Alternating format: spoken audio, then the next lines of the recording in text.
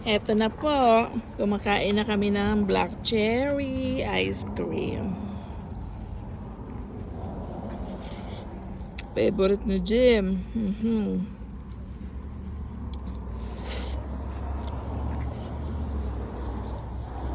Ang sa akin di masyado malaki. Oh. Mas malaki yung kay Jim. Yan. Bakit?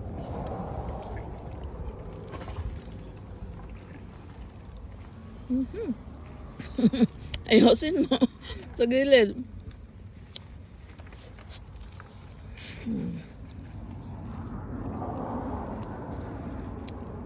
Yung tissue, pinagsama-sama mo na eh. Wala ka ng pamuna sa mukha. Ayan.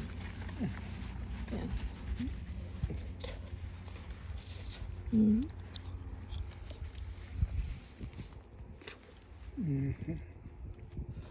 Sobrang laki kasi. At sobrang sarap.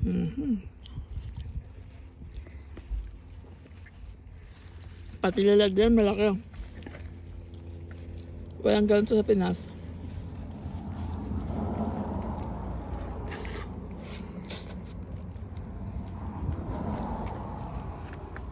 Sa paligid to, parkingan lang.